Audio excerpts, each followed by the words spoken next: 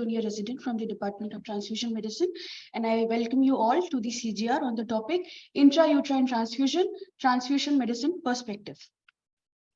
So as we know that the main indication for intrauterine transfusion is fetal anemia, how do we define fetal anemia? So the most accepted definition of fetal anemia was given by Moyes Jr. and Arbody in the year 2012, who defined fetal anemia as the hematocrit level of less than 30%. Now, the fetal hemoglobin values will continue to rise gradually during the pregnancy. So fetal anemia can be defined on other parameters as well. So Nicolates et al. Gave the other parameter, which is the hemoglobin deviation from the mean for gestational age. He classified fetal anemia into mild, moderate, and severe. Wherever the deviation was less than 2 grams per deciliter, he called it as mild. When it was between 2 to 7 grams per deciliter, it was moderate, and above 7, it was classified as severe. So what are the etiologies of fetal anemia? There can be immune causes, there can be non-immune causes. Amongst the immune causes, there is one major cause, which is known as the red cell alloimmunization, which means that there is a blood group incompatibility between the mother and the fetus. And amongst the non-immune causes, we have several like congenital infections, like parvovirus, etc., twin-to-twin transfusion syndrome, and many more. Now, there have been various studies on the incidences of etiologies of fetal anemia. And in all of the studies all over the world, we have seen that red cell alloimmunization forms the major contributor towards the fetal anemia. So now we proceed on to describe red cell alloimmunization, which ultimately leads to the hemolytic disease of the fetus and the newborn. So when I say alloimmunization, what do I mean by it? Alloimmunization is when the body is producing antibodies against any foreign antigen that it has never been exposed to before. So in the pregnancy state, it is the mother that is considered to be the recipient and the fetus that is considered to be the donor. So whenever there is a contact between the maternal blood and the fetal blood, there is RBC antigen that is acquired from the father on the fetal red blood cells. The mother is going to form antibodies against those red blood cells, and these antibodies are going to get transferred transplacentally into the fetus, and they are going to destroy the fetal red blood cells. There can be different antibodies implicated. One of them is the ABO antibodies that we all know of. These are naturally occurring antibodies. The other ones are the immune antibodies, which include the RH, KEL, Duffy, KIT, etc. Now, what is the incidence of the hemolytic disease of fetus and newborn in India?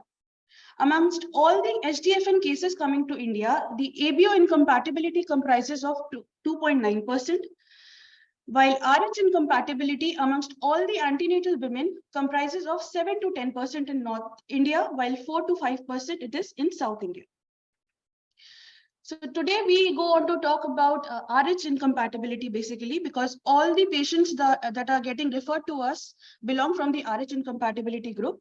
So there have been prevalent studies all over the world, and in all of them, we have seen that the HDFN cases that are appearing have been coming with the single antibodies mostly, and most of them have the percentage of 70% around, and the women presenting with multiple antibodies are around 20%. Why is it important for us? Because when the patient is coming with just a single antibody, we get to choose, we get to rule out just a single antigen. While when the patient is presenting with multiple antibodies, we have to choose units that should be negative for all those antigens. So it's quite difficult for us to get a completely cross-match compatible unit for that particular mother. So what is the pathophysiology of SDFN? So as I said, in the first pregnancy, the mother is getting sensitized to the RHD positive antigen present on the fetal red blood cells. So in the next pregnancy, when again there is a repeat encounter with the fetal RHD antigen, there will be a more rapid production of IgG. This IgG antibody has the quality of being able to cross the placenta and affect the fetal red blood cells. The fetal red blood cells are coated with the antibodies, and they are marked for destruction. And how is it causing fetal anemia? These fetal RBCs coated with the maternal allo-antibodies are extravascularly hemolyzed in the spleen. And along with that, we get to find hemolytic features on the peripheral blood smear. There's going to be immature red blood cell production, which in other words is known as erythroblastosis vitalis. And because of this hepatomegaly and decreased functions of the liver, there is decreased hepatic plasma protein production. Because of this decreased albumin and the other proteins, there is going to be the flow of the fluid from the intravascular compartment to the extravascular compartment, which will lead to ascites, effusions, edema, and ultimately a picture of hydrops fetalis is going to be there. So the outcome can be either live birth or it's going to be an intrauterine death. After the live birth, the neonate may continue to manifest neonatal jaundice, or it can be a completely healthy neonate. So what are the factors affecting the outcome? One of them is very important, which is the bad obstetric history or BOH. It is defined as the present obstetric outcome, which is likely to be affected adversely by the nature of previous obstetric disaster. So what are the questions that we are going to note or ask the mother? We are going to ask her about her previous gravitas status, the parity status, number of abortions she has already had, if there was any history of intrauterine deaths or hydrops or neonatal jaundice in the previous pregnancies. The other important history that we have to note is whether she has been given any prophylactic anti-D immunoglobulin. The other factors that are very important from our point of view are the immunohematological factors. The first one is the antibody specificity and their numbers. So each and every body has their own hemolytic potential, where we see that anti-D is more hemolytic than anti-small c, and anti-small c is more hemolytic than anti-capital E, than capital C and small e. And the more number of antibodies we encounter, the worse the outcome it is. The other factor is the IgG subclass, and the third one is the number of antibodies or the titers of the antibodies circulating in the body. So this was a study published in the American Journal of Obs and Gynae in the year 2015 by Markham et al. They observed that the outcomes were worse in case of HDFN when the patients had presented with multiple antibodies as compared to the patients who presented with a single antibody. The other study, which was from our very own institute, it was published in the Indian Journal of Hematology and Blood Transfusion. It was by Bharat Singh et al. In the year 2020, who studied that when the pregnant female had the IgG subclasses G1 and G3 present together, those cases had worse outcomes as compared to the females who had IgG1 or IgG3 singly. Now, what are the critical titers of the antibodies? So according to two guidelines, which are the RCOG and BCSH, they have quantified the level of antibodies in the units international per unit per ml. But as in our institute, we don't have the facility to quantify the antibodies. We are doing the quantification with the help of titration method, which is done by double dilution.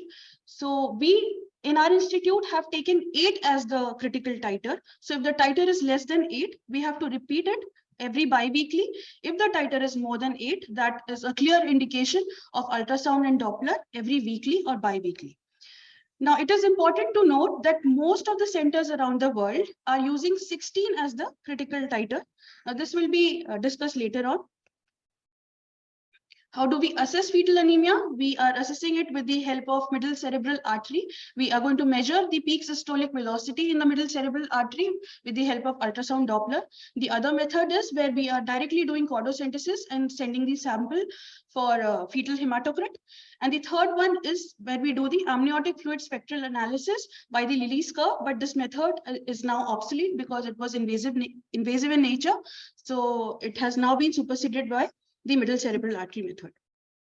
So how do we manage the case? We have to manage the mother as well as the fetus. So in the mother, the options of treatment are the RH immunoglobulin prophylaxis, IVIGs, plasma exchanges. While in the case of fetus, we have to do intrauterine transfusion and or we can induce the delivery way earlier.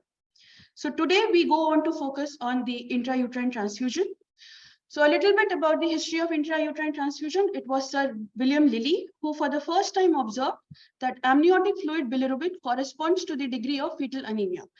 He gave the famous Lilly's curve in the year 1961, and he performed the first successful percutaneous intraperitoneal transfusion in 1963.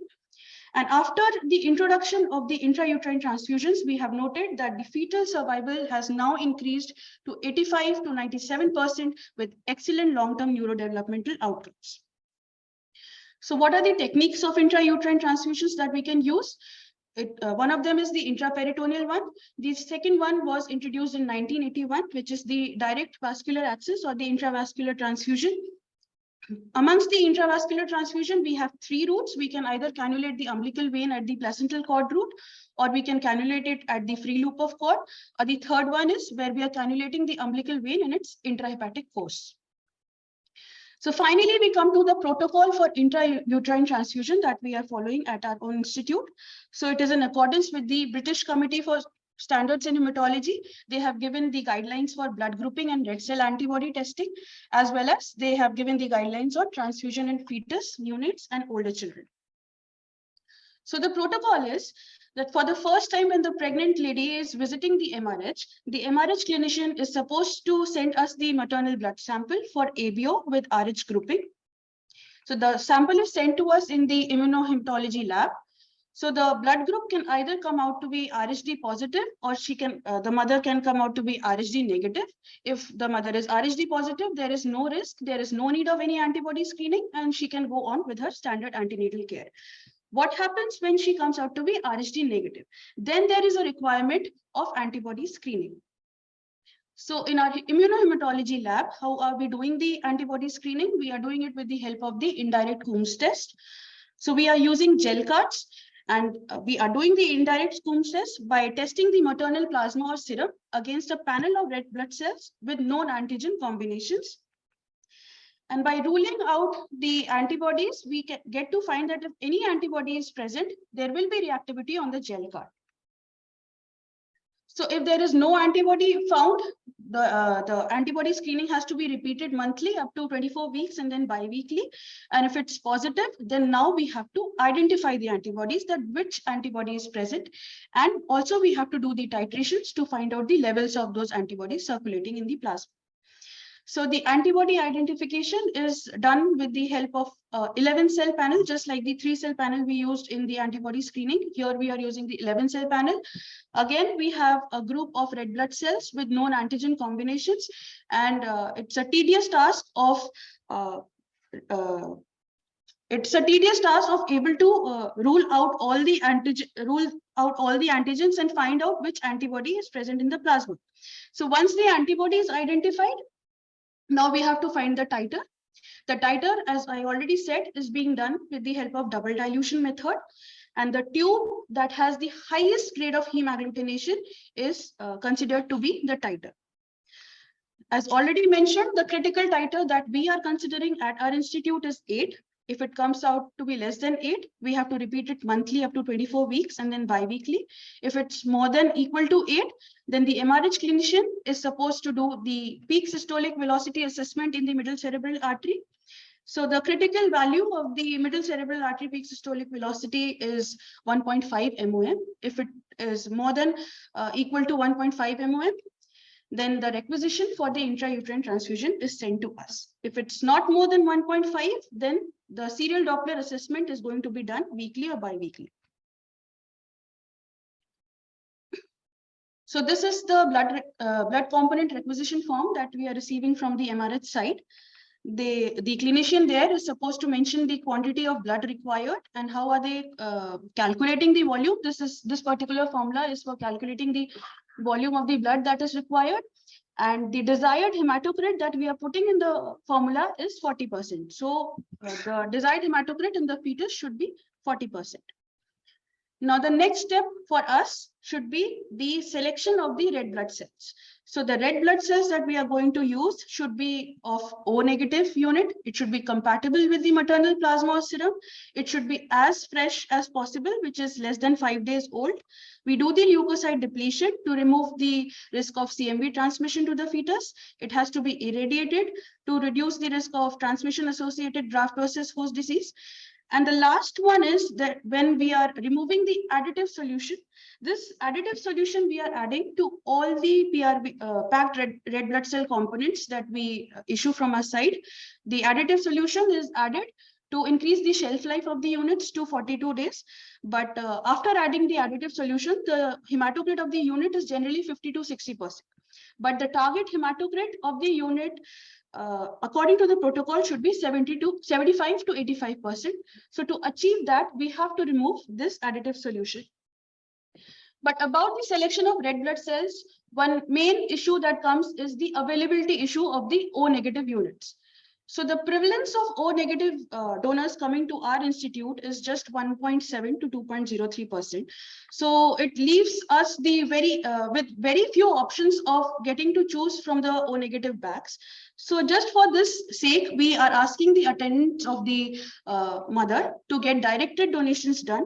These directed donors are going to be O negative donors.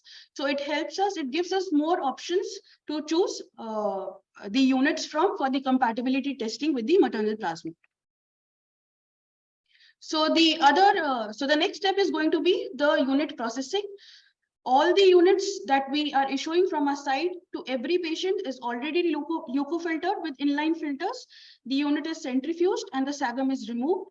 And after the sagum is removed, we have to recheck whether we have adjusted the volume and the hematocrit.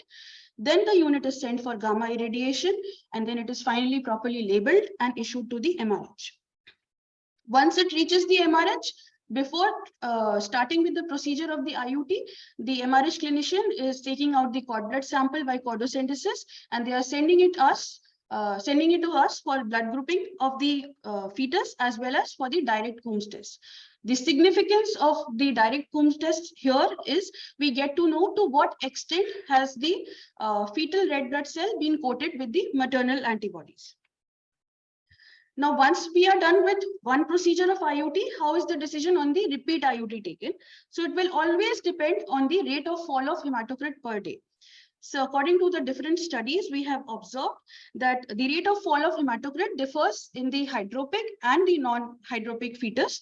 So it usually falls by 1% per day in hydropic fetus, while the fall is much higher in case of the fall is 1% per day in a non-hydropic fetus, but it is higher in case of a hydropic fetus. So the peak systolic velocity of the middle cerebral artery have to be calculated way earlier in a case of hydropic fetus. So the decision on the repeat IUT is taken. Then again, the requisition is sent to us. And if we get to find a compatible unit, we are issuing it. But the chances are that the mother might have developed new antibodies after the previous transfusion. So the units that we are checking with the maternal plasma might come out to be incompatible. So again, we have to repeat the antibody screening, identify the antibody, and then issue the antibody negative screen blood after cross-matching. So this is the picture of the proforma that we have. We have to maintain the records of the patients as well as the components that we are issuing from a site. So finally, after the delivery of the fetus, the neonate can also continue to have features of hemolysis, and this will manifest as neonatal jaundice and hemolytic features on the peripheral blood smear. Either term or preterm, the neonate is admitted in the NICU, and then accordingly, with the help of total serum bilirubin measurement, the treatment is decided by the neonatologist. So phototherapy, either it is phototherapy or it is exchange transfusion. So that was all with the protocol that we follow at our institute. Now I would like to call upon the stage my colleague, Dr. Ajay Joseph, who would be discussing a prototype case that we have encountered in our work. Thank you.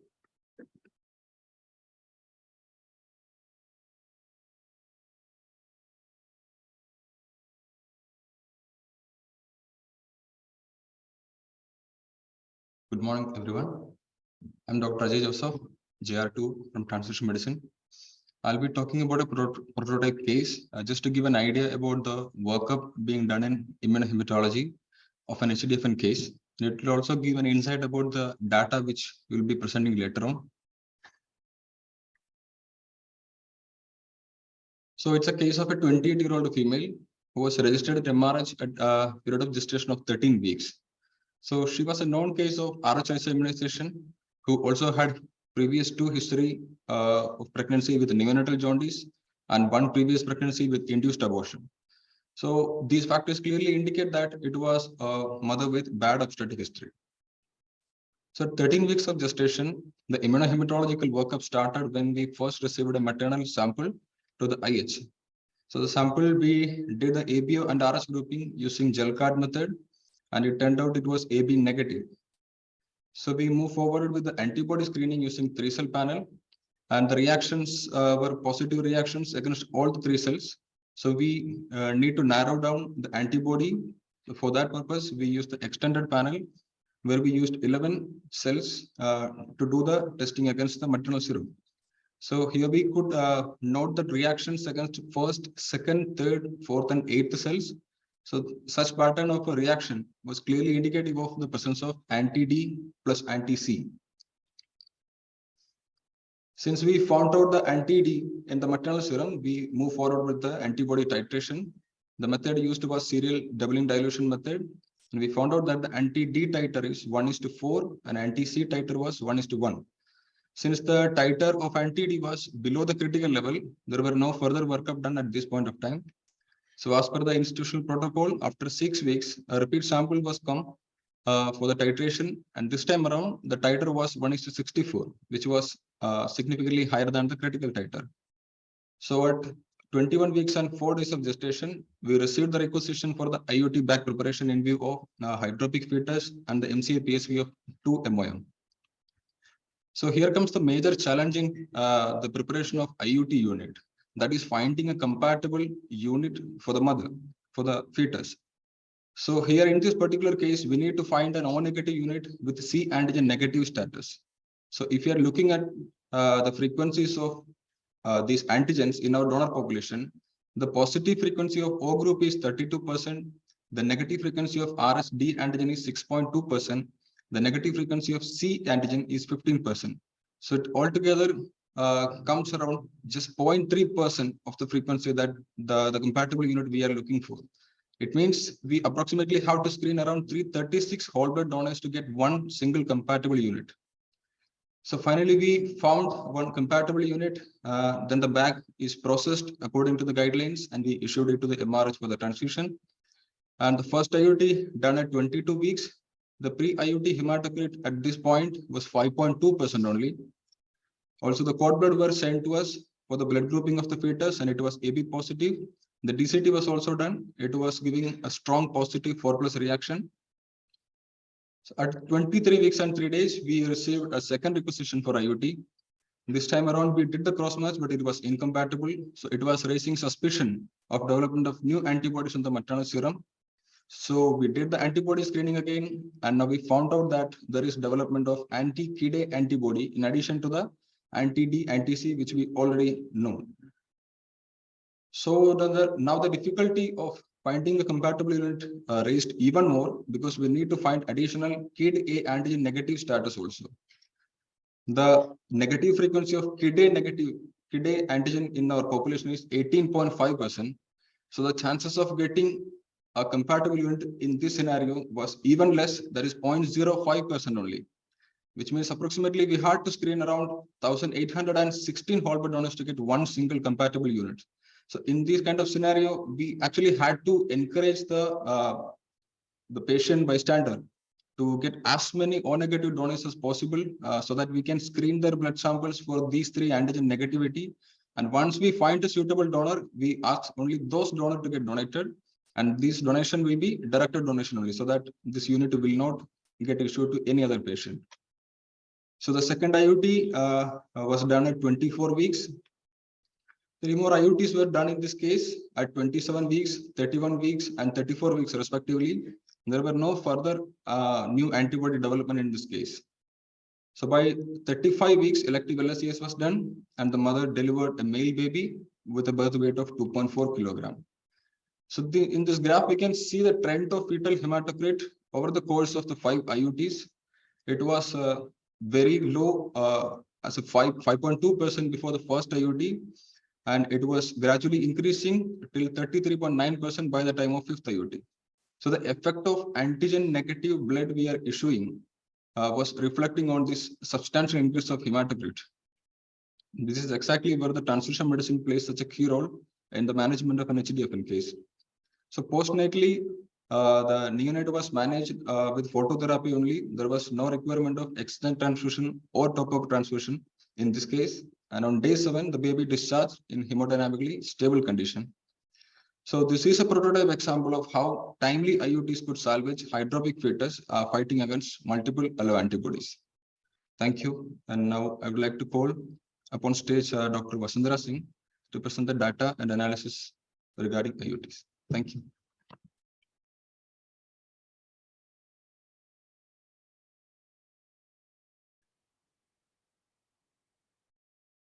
Very good morning to everyone. I am Dr. Vasundhara, SR1 in Transfusion Medicine, and I will be presenting the data on IUT that we have collected retrospectively over the course of 4 years, that is from 2016 to 2019. This data was collected from HIS and Transfusion Medicine records. There are certain variables that we have taken as independent variables in the maternal characteristics category, fetal characteristics category, and allo-antibody characteristics category. I'll be explaining all of them in the coming slides. So first of all, for maternal characteristics, we have the age, obstetric history, and history of RHIG prophylaxis in the independent variables. Then we have hematocrit of the fetus at first visit to MRH, which is before the first IUT was given, and the gestational age of the fetus at the first visit. These two are again the independent variables in the fetal category. And for the allo-antibodies, we have the number of antibodies, whether it was a single antibody that was present in the mother or multiple antibodies. Then the specificity of those antibodies, anti-D titer, and IgG subtypes, whether it was IgG1, G3, a combination of both, or non-IgG1, IgG3 antibodies that were present. Then we also have taken certain dependent variables. First of all is the HDFN severity in the baby. When the fetus has presented at MRH at the first visit, what was the severity of disease? Whether the fetus had only anemia or the disease had progressed to hydrops. Here, hydrops was defined as presence of fluid in at least 2 body cavities. The second one in the dependent variable is IUT intervals. We have taken 2 kinds of IUT intervals here. First one is the mean inter-IUT interval. How soon was the second IUT or the subsequent IUT was being given to the fetus, which is a direct marker of the ongoing hemolysis.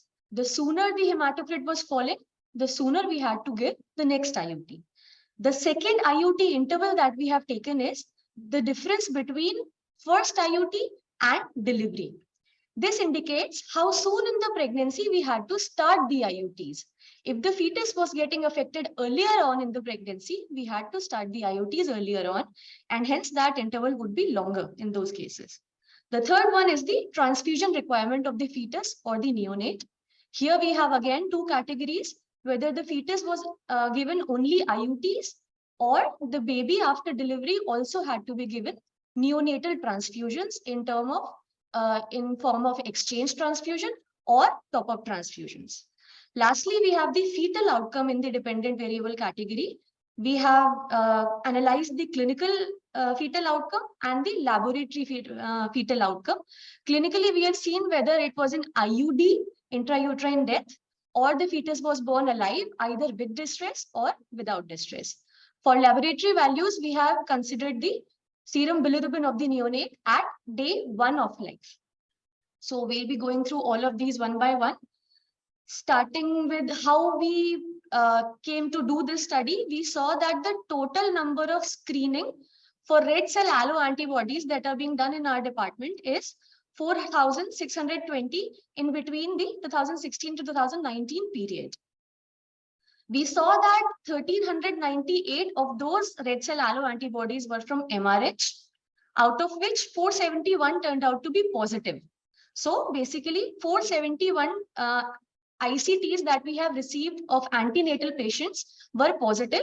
They had some sort of allo-antibody in their maternal sera.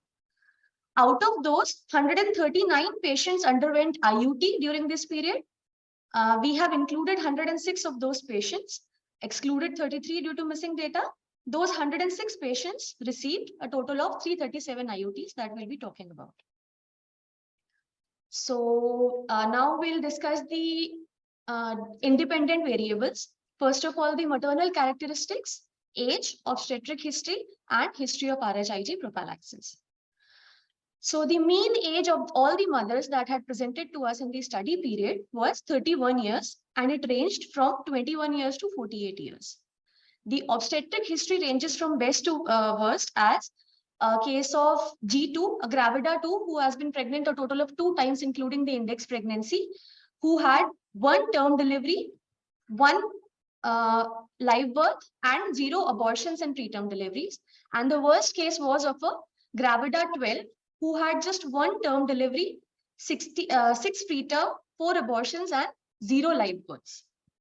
Here we see that the range of gravida is from 2 to 12, while the range of live birth is just 0 to 3. Now, coming to the bad obstetric history, as most of the women that are referred to MRH have a bad obstetric history, the percentage here is 93.3%. We see that the most common parameter in the bad obstetric history was IUD, which was present in 52 out of 106 women. And the second most common was neonatal death. Even if they had a live birth, 48 women had suffered a neonatal death out of 106. Now we'll see the RHIG prophylaxis history. All of the women that we've included in our study are RHD negative. Ideally, they should receive RHIG prophylaxis in their pregnancies to prevent alloimmunization. But here we see that 81% women, which is a number of 86, they had missed RHIG prophylaxis in 1 or more of their previous pregnancies, which ultimately leads to alloimmunization against D antigen, and the fetus is affected in subsequent pregnancies. Now, we'll see the fetal characteristics. First of all is the gestational age at first visit, and then hematocrit of the fetus at first visit or before first IUT. So here we see that 46% of the women had come to us in 3rd trimester. So the gestational age of the fetus was again very high when they present to us at MRH.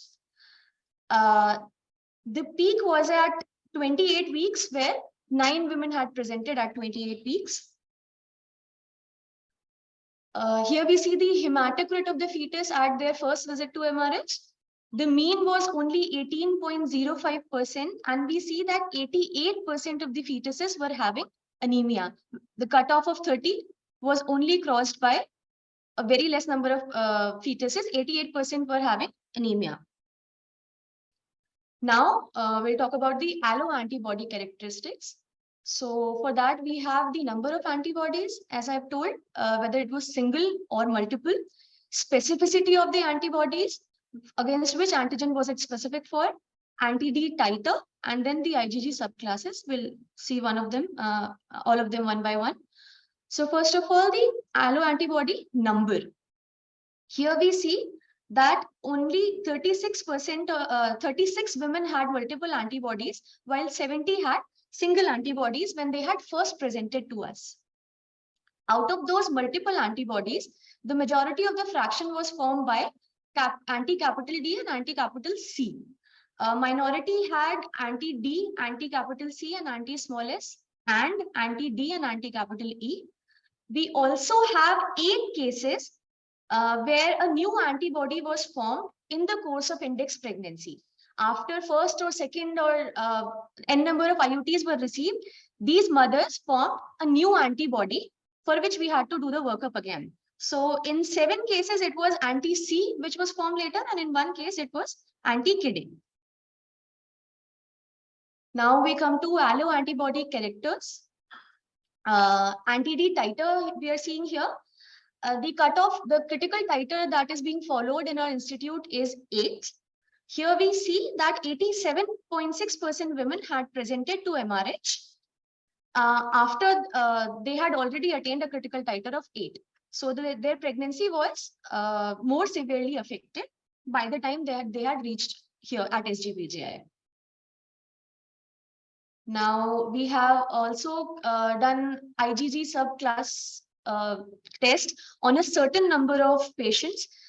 This is something that we don't do routinely, but it was done as a part of one study on 48 out of these 106 patients.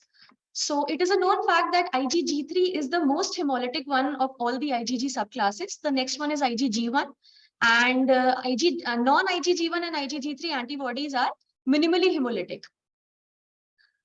Here we see that in our population, majority of the women had either IgG1, IgG3, or a combination of these. So the patients that are referred to us have a severely hemolytic subclass of IgG in their sera. Now we'll define the outcome variables so that we are able to understand the data better later on. So first of all, we have HDFN severity, IUT intervals, transfusion requirement of the fetus or neonate, and fetal outcome in terms of clinical and lab parameters. I'll be expanding on all of these one by one. So first of all, we have HDFN severity. Here we see that 75% of the fetuses at presentation to MRH had only anemia. They had HDFN, but it was only in the form of anemia. While by the time they had presented to us, 25% of those, the disease severity had progressed to high drops. Next, we have IUT intervals.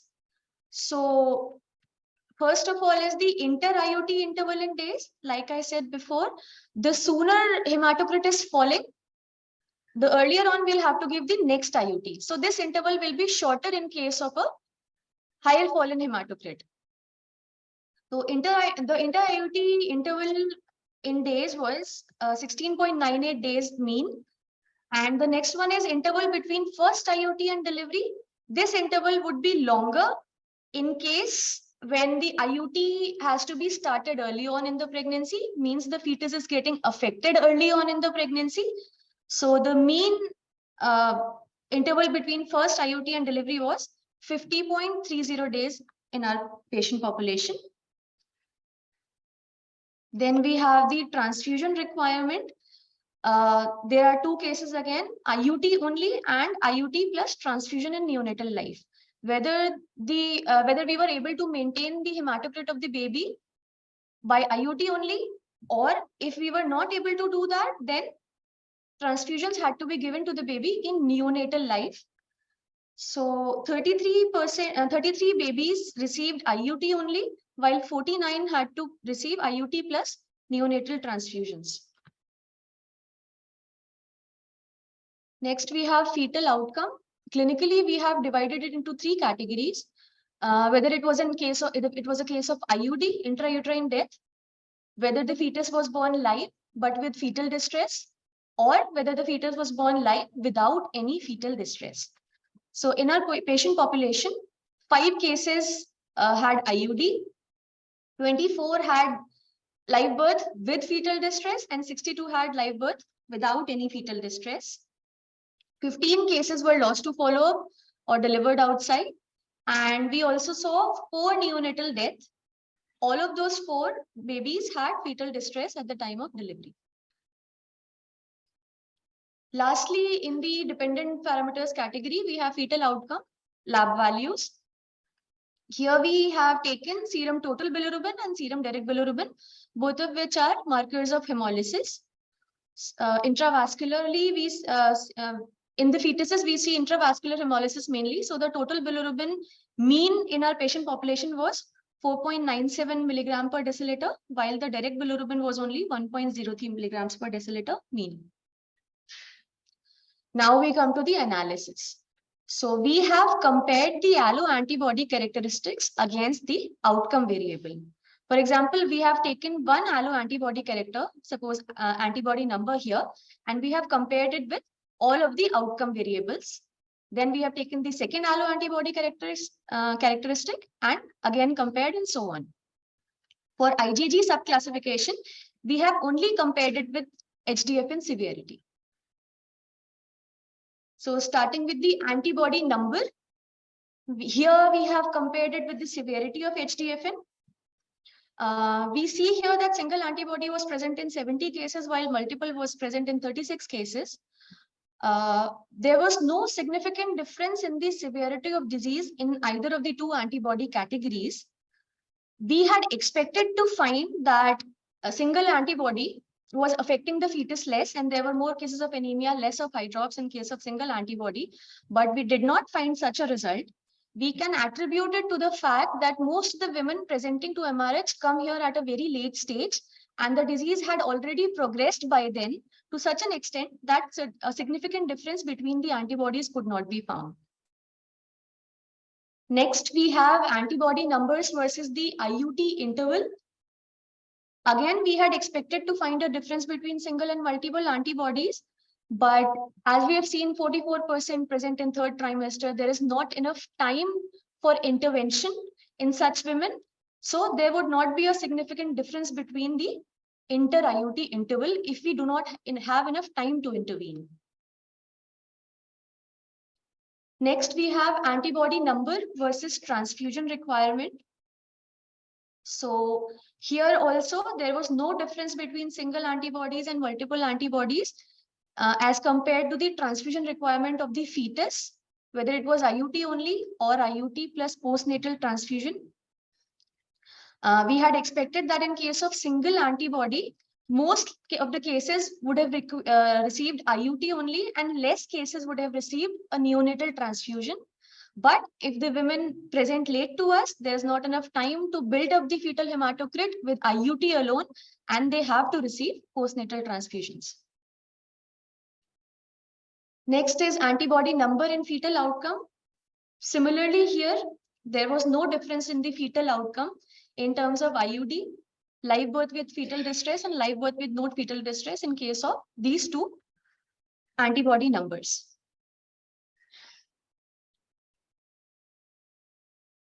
Antibody number versus serum bilirubin had shown a similar result. It was non-significant in single antibody versus multiple antibody category. So to summarize this antibody number category, there was no significant difference found in any of the independent variables. While this study by Walsh et al. Published in 2013 in the European Journal of Obstetrics and Gynecology and Reproductive Biology, it was done in Ireland. They had 105 antenatal cases. They had also taken single versus multiple antibodies and compared. They had 45 mothers with a single antibody present in their sera, while 85 mothers had multiple antibodies.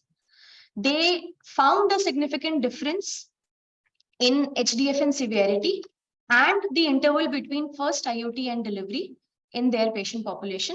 This could be attributed to the patient presenting earlier on in their study. Next up, we have anti-D titer. We will be comparing all the dependent variable with the anti-D titer. So the cutoff at our institute is a critical titer of 8. The other two categories that we have taken are more than 8 to 32 and more than 32. We do the titer in doubling dilutions, so the report would be available as 0, 2, 4, 8, 16, and so on. Here, we have found a significant difference in the severity of HDFN. In case of a anti-D titer less than 8, more fetuses had anemia, less had high drops, while it was not the case in higher antibody titers. More fetuses had more severe disease with higher anti-D titers. Next, we have anti-D titer versus IUT interval. Here again, significant difference was not seen in the mean inter-IUT interval, but there was a significant difference in the interval between first IUT and delivery. In case of higher titers, IUT had to be started earlier on, and hence this difference was significant. The fetus was getting affected earlier on in the pregnancy in case of higher titers as compared to titers less than equal to 8. Then we have anti-D titer versus transfusion requirement. Here, we do not see any difference in the transfusion requirement of the baby. One would assume that a lesser titer would mean that baby requires only IUT and maybe less transfusion in postnatal life.